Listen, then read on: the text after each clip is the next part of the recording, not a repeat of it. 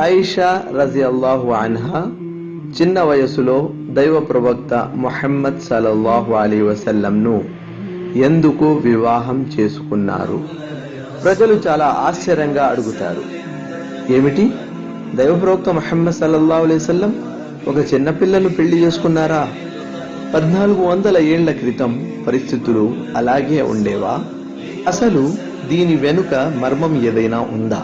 ప్రామాణికమైన ఆధారాల ప్రకారం దైవ ప్రవక్త ముహమ్మద్ సల్లల్లాహు అలైహి వసల్లం ఆయిషా రజియల్లాహు అన్హాను వివాహమాడినప్పుడు ఆమె వయసు కేవలం 6 సంవత్సరాలు. అయితే అప్పగింతల కార్యం జరిగింది మాత్రం ఆమె 9వ సంవత్సరంలో చేరుకున్న తరువాత. అయితే ఇటువంటి విషయాలను వాటి చారిత్రక నేపథ్యంలో అర్థం చేసుకోవటం చాలా ముఖ్యం. ముందుగా తెలుసుకోవాల్సింది 1400 సంవత్సరాల క్రితం పరిస్థితులు ఈనాటి పరిస్థితుల కంటే చాలా భిన్నమైనవి. కాలం మారింది, మనుషులు కూడా మారారు. 1400 సంవత్సరాల క్రితం అమ్మాయిలకు చిన్న వయసులోనే వివాహం చేయటం సర్వసాధారణ విషయం. ఐరోపా, ఆసియా, ఆఫ్రికా ఇంకా అమెరికా దేశాల్లో ప్రజలు తమ కుమార్తెలకు 9 నుంచి 14 ఏండ్ల మధ్య వయసులో పెళ్లి చేసేవారు. ఇది ఒక చారిత్రక సత్యం. ఉదాహరణకు క్రీస్తు శకం 350కు చెందిన సెయింట్ అగస్టిన్ 10 సంవత్సరాల అమ్మాయిని పెళ్లి చేసుకున్నాడు. క్రీస్తు శకం 1400 సంవత్సరానికి చెందిన రిచర్డ్ II అనబడే రాజు 7 సంవత్సరాల అమ్మాయిని వివాహం చేసుకున్నాడు. క్రీస్తు శకం 1500 సంవత్సరానికి చెందిన 8వ హెన్రీ 6 సంవత్సరాల చిన్నపిల్లను పెళ్లి చేసుకున్నాడు. బ్రిటన్లో 1929 నాటి వరకు కూడా ఇంగ్లాండు మినిస్టర్ చర్చి వారికి 12 సంవత్సరాల అమ్మాయిల్ని వివాహం చేసుకోవటానికి అనుమతి ఉండేది. 1983 నాటి వరకు క్యాథలిక్ క్యానన్ చట్టం తన ప్రచారకులకు 12 సంవత్సరాల అమ్మాయిల్ని వివాహం చేసుకునే అనుమతినిచ్చింది. చాలా మందికి తెలియని విషయం ఏమిటంటే అమెరికాలోని డెలవర్ స్టేట్లో 1880 వరకు కూడా వివాహ అర్హతకు కనీస వయసు 7 సంవత్సరాలే కాగా కాలిఫోర్నియాలో అది 10 సంవత్సరాలు మాత్రమే. ఈ రోజు కూడా అమెరికాలోని కొన్ని స్టేట్స్లో వివాహ అర్హతకు కనీస వయసు మెసాచ్యూసెట్స్లో 12 సంవత్సరాలు, న్యూ హ్యాంప్షైర్లో 13 సంవత్సరాలు, న్యూయార్క్లో 14 సంవత్సరాలు. దైవ ప్రవక్త ముహమ్మద్ సల్లల్లాహు అలైహి వసల్లం కాలంలో ఆయన ఇచ్చిన ఇస్లాం సందేశాన్ని తిరస్కరించిన ఆయన శత్రువులు ఆయన గురించి దుష్ప్రచారం చేయటానికి అంది వచ్చిన ఏ అవకాశాన్ని వదిలిపెట్టేవారు కాదు. మాటలతో చేతలతో దైవ ప్రవక్త ముహమ్మద్ సల్లల్లాహు అలైహి వసల్లంపై దాడి చేయటానికి వారు ఎల్లప్పుడూ అవకాశాల కోసం ఎదురు చూస్తూ ఉండేవారు. ఆయన్ని వారు మాంత్రికుడు అన్నారు, జ్యోతిష్యుడు అన్నారు, ఉన్మాది అని కూడా అన్నారు.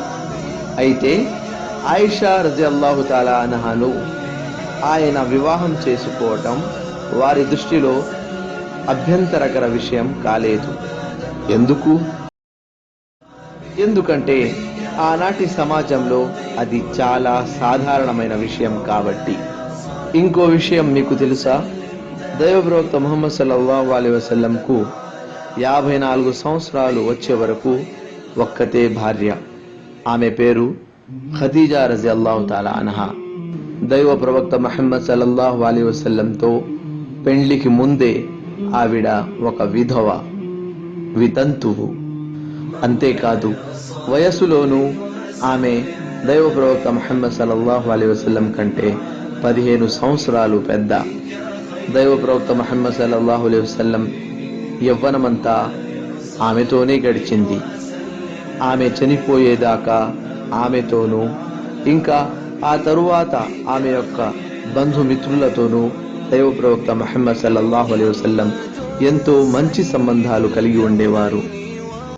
ఇక ఆయిషా రజియల్లాహు తాలా అన్హా సంగతి అంటారా, దైవ ప్రవక్త ముహమ్మద్ సల్లల్లాహు అలైహి వసల్లంతో వివాహ సమయంలో ఆమె మరీ అంత పసిపిల్ల ఏమీ కాదు.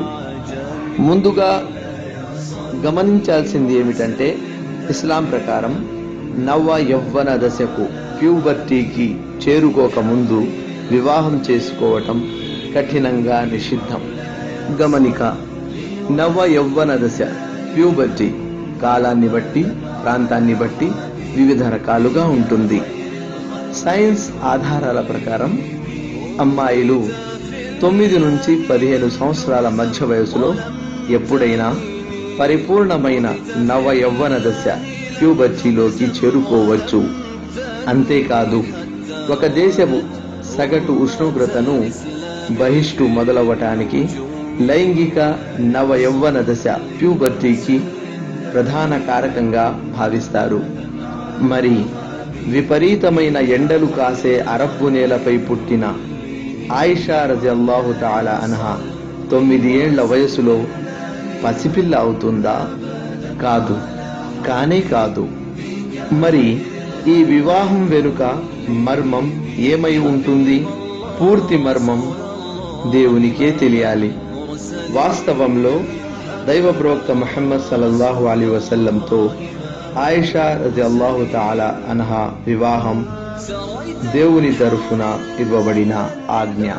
దైవ ప్రవక్త ముహమ్మద్ సల్లల్లాహు అలైహి వసల్లం బోధించిన 2200 హదీసులు మనకు ఆయిషా రజియల్లాహు తాలా అన్హా ద్వారానే తెలిసాయి.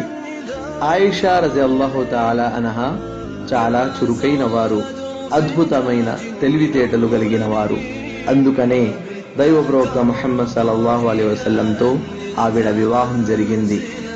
ఆ విధంగా దైవ ప్రవక్త ముహమ్మద్ సల్లల్లాహు అలైహి వసల్లం దగ్గర ఆమె చాలా విషయాలు నేర్చుకోగలిగారు. దైవ ప్రవక్త ముహమ్మద్ సల్లల్లాహు అలైహి వసల్లం తదనంతరం ఆవిడ ఒక గొప్ప ఇస్లాం ధర్మ బోధకురాలిగా, నిష్ణాతురాలిగా, ఖురాన్ హదీసుల వ్యాఖ్యాతగా కీలక పాత్రను పోషించారు. అంటే ఈ వివాహం వెనుక ఎంతో మర్మం ఉందన్నమాట. దైవ ప్రవక్త ముహమ్మద్ సల్లల్లాహు అలైహి వసల్లం గురించి తెలియని వారు ఒక విషయం బాగా తెలుసుకోవాలి. దైవ ప్రవక్త ముహమ్మద్ సల్లల్లాహు అలైహి వసల్లం ఈ లోకంలో సుఖాలు అనుభవించడానికి వచ్చిన వారు కాదు. పైగా వాటి గురించి ఆయన అడుగడుగునా మనల్ని హెచ్చరిస్తూనే ఉండేవారు. నీతి నడవడికల్లో ఆయన్ను మించిన వారు లేరని ప్రత్యక్ష సాక్షులైన ఆయన శత్రువులు సైతం ఒప్పుకున్నారు. ఆయన ఇలా బోధించారు: ప్రతి మత ధర్మానికి ఒక నైతిక విధానం, నైతికత ఉంటుంది. ఇస్లాం ధర్మం యొక్క నైతిక విధానం బిడియం, సౌశీల్యం. విశ్వం ఉన్నంత కాలం దైవ ప్రవక్త ముహమ్మద్ సల్లల్లాహు అలైహి వసల్లం గురించి ఖురాన్ ఇలా ప్రకటిస్తూనే ఉంటుంది: వ ఇన్నక లఅలా ఖులుఖిన్ అజీమ్. ఓ ముహమ్మద్ సల్లల్లాహు అలైహి వసల్లం, నైతికంగా మీరు ఎంతో ఉన్నత స్థానంలో ఉన్నారు.